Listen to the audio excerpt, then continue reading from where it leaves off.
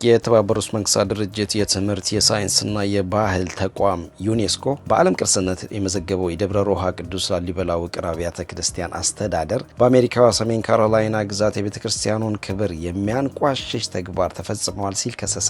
የቤተ ክርስቲያኑ አስተዳደር በሰሜን ካሮላይና ግዛት በሚገኝ አንድ መካነ አራዊት ውስጥ የውቅር አብያተ ክርስቲያኑ አምሳያ የሆኑ መጠለያዎችን በመገንባት የተለያዩ የዱር አራዊቶች በዚያ ውስጥ እንዲጠለሉ ተደርጓል ሲል ድርጊቱን ኮንኗል። ይህ ድርጊት ከቀላል ስህተት ባለፈ የአንድን ታላቅ ሕዝብ እምነት፣ ታሪክ፣ ማንነት የሚያቃልል የቤተ ክርስቲያኒቱን መንፈሳዊ ክብርና ልዕልና የሚጋፋ እጅግ አስነዋሪ ተግባር ነው ሲል አስተዳደሩ ወቅሷል። የኢትዮጵያ መንግስት ውጭ ጉዳይ ሚኒስቴር በአሜሪካ የኢትዮጵያ ኤምባሲ እንዲሁም የቅርስ ጥበቃ ባለስልጣን ድርጊቱን በአስቸኳይ እንዲያስቆም የቤተ ክርስቲያኑ አስተዳደር ጠይቋል።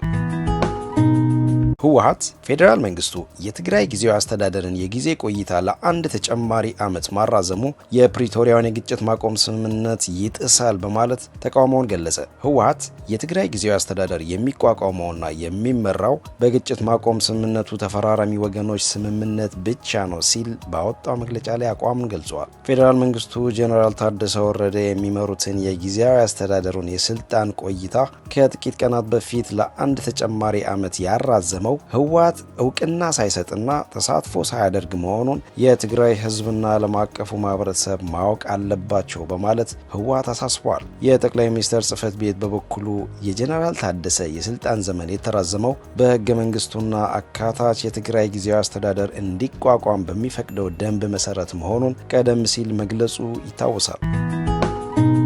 የኢትዮጵያ ኤሌክትሪክ አገልግሎት በመላ ሀገሪቱ ትላልቅ የኤሌክትሪክ ተሽከርካሪዎች ኃይል መሙያ ጣቢያዎችን ወይም ቻርጂንግ ስቴሽን ሊገነባ መሆኑን መናገሩን ዢንዋ ዘገበ። ኩባንያው የኃይል መሙያ ጣቢያዎችን የሚገነባው በኤሌክትሪክ የሚሰሩ ተሽከርካሪዎችን በብዛት ለመጨመርና ለአካባቢ ጥበቃ የሚስማማ የትራንስፖርት ስርዓት ለመፍጠር መንግስት የያዘውን ግብ ለማገዝ መሆኑን ነው። ኩባንያው የኃይል መሙያዎችን ለመገንባት በያዘው እቅድ በመጀመሪያው ምዕራፍ 40 የኃይል መሙያ ጣቢያዎችን በአዲስ አበባና በዙሪያው በሚ ገኙ ከተሞች መገንባት መጀመሩን መግለጹን ዘገባው ጠቅሷል። ባለፈው ሳምንት አዲስ አበባ ውስጥ 3 የኃይል መሙያ ጣቢያዎችን እንደገነባና ሌሎች 3 ጣቢያዎችን በቅርቡ እንደሚገነባ የገለጸው ኩባንያው በአጠቃላይ በከተማዋና በዙሪያዋ 40 ጣቢያዎችን የመገንባት እቅድ እንዳለው የዜና ምንጩ ዘገባው አመልክቷል።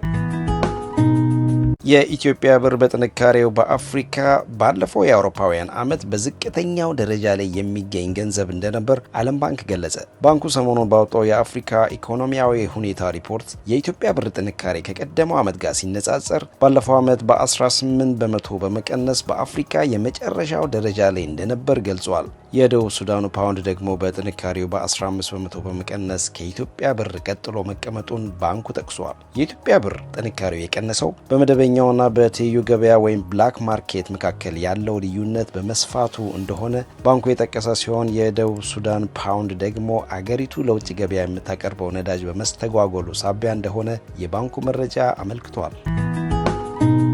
የኤርትራው ተቃዋሚ የቀይ ባህር ዲሞክራሲያዊ ድርጅት የኤርትራ መንግስት በቀይ ባህር አፋሮች ላይ የሚፈጽማቸውን የመብት ጥሰቶች እንዲያቆም ዓለም አቀፍ ህብረተሰብና የቀጠናዊ ድርጅቶች ግፊት እንዲፈጥሩ ዛሬ ባወጣው መግለጫ ላይ ጠየቀ። ድርጅቱ የኤርትራ መንግስት ከግድያ፣ ከጅምላ እስርና ከማፈናቀል በተጨማሪ የቀይ ባህር አፋር ህዝብ ከምጽዋ እስከ ራስ ዱሜራ ድረስ በቀይ ባህር ዳርቻ አሳ ማስገርን ጨምሮ የባህር ሀብቱን እንዳይጠቀም ከልክሏል በማለት ከሷል። ድርጅቱ የኤርትራ መንግስት በቀይ ባህር ህዝብ ላይ ይፈጽማቸዋል ባላቸው ስልታዊ ጥሰቶች ዙሪያ ምርመራ የሚያደርግ ዓለም አቀፍ ገለልተኛ አካል እንዲቋቋምና ህጋዊ ተጠያቂነት እንዲሰፍን የቀይ ባህር ህዝብ ኤርትራ ውስጥ ያለምንም አድሎ በሙሉ የዜግነት መብቱ እንዲጎናጸፍ እንዲደረግና የቀይ ባህር ህዝብን በግዳጅ የማፈናቀል፣ በጅምላ የማሰርና በግዳጅ ለውትድርና የመመልመል ድርጊቶች እንዲቆሙ ጠይቀዋል።